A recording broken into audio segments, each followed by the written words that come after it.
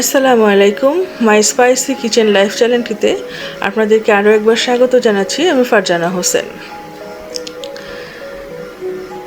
এখানে আমি পেঁয়াজ, কাঁচামরিচ, হলুদ মরিচের গুঁড়া দিয়ে কাচ্চি মাছ ভালোভাবে মেখে নেব। সামান্য কিছু আলু কুচি ব্যবহার করব। আমার হাজব্যান্ড গরুর মাংস খায় না, সেই জন্য ওর জন্য আমি একটু কাচ্চি মাছের ঝোল রান্না করে নিচ্ছি। এই হাতে মাখা ঝোলগুলা খেতে খুব ভালো লাগে, তবে শর্ত হচ্ছে এখানে ঝাল লবণ পরিমাণ মতো হতে হয়। যদি একটা পরিমাণের বাইরে চলে যায় তাহলে ভালো হয় না, মানে ঝাল যদি কম হয়ে যায় বা লবণ যদি কম হয়ে যায় তাহলে আর সেটা খেতে ভালো লাগে না। ওটা আমি চুলায় বসিয়ে দিলাম। এখন আমি গরুর মাংসটা মশলা দিয়ে খুব ভালোভাবে মেখে নেব। এখানে গরুর মাংস নিয়েছি আমি 500 গ্রাম, আর পেঁয়াজ কুচি, আদা রসুন বাটা, জিরা বাটা, হলুদ মরিচের গুঁড়া এসব দিয়ে আমি খুব ভালোভাবে তেল লবণ দিয়ে ভালোভাবে মশলার সাথে মাংসটা ভালোভাবে মাখিয়ে নেব। যত সুন্দর করে এটা মাখানো হবে ততই এই মাংসটা খেতে ভালো লাগবে, কালারটাও খুব সুন্দর আসবে।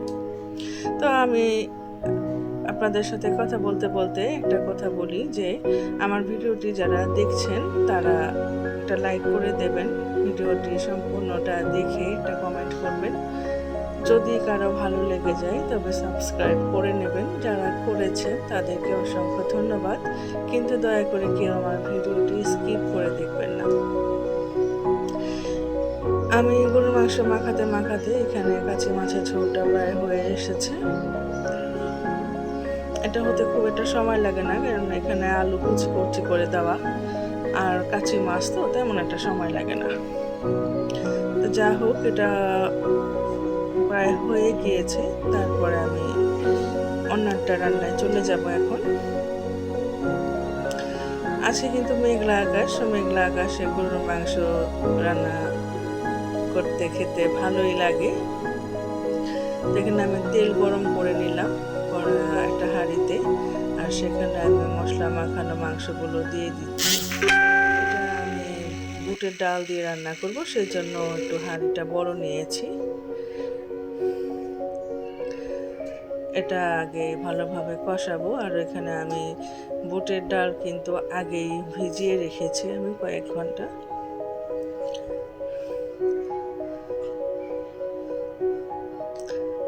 আগে মশলা মাখানো মাংসগুলো ভালোভাবে কষিয়ে নিই।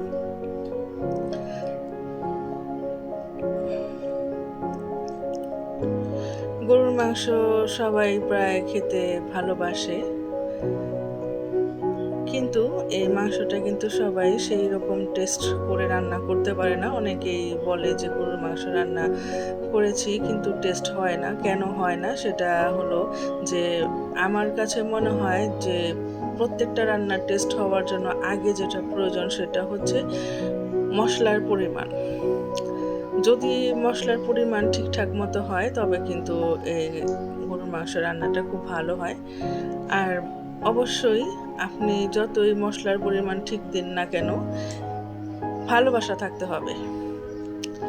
রান্নাটার ভালোবাসা থাকতে হবে। প্রত্যেকটা রান্না অবশ্যই স্বাদ হবে যদি আপনি সেটাকে ভালোবেসে মন দিয়ে রান্না করেন।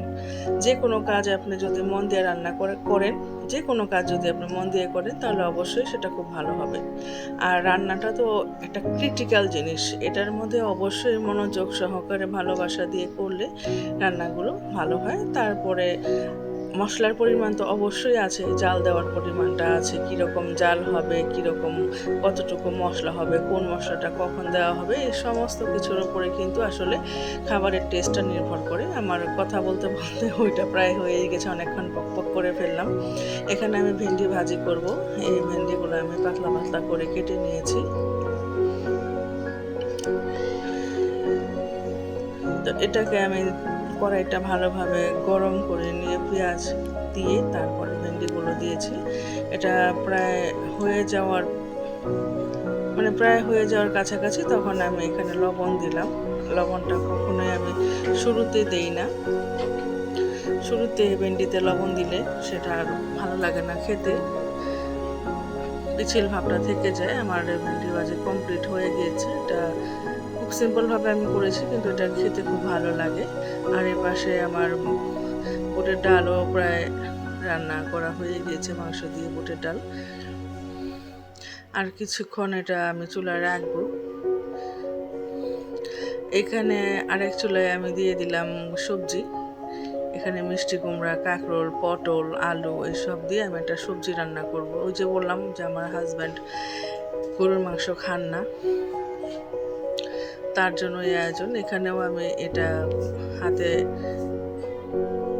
মানে সব কিছু কেটে পরিষ্কার করে নিয়ে ধুয়ে নিয়ে তারপর সেখানে মশলাগুলো দিয়ে তারপর সবজিটা আমি রান্না করব।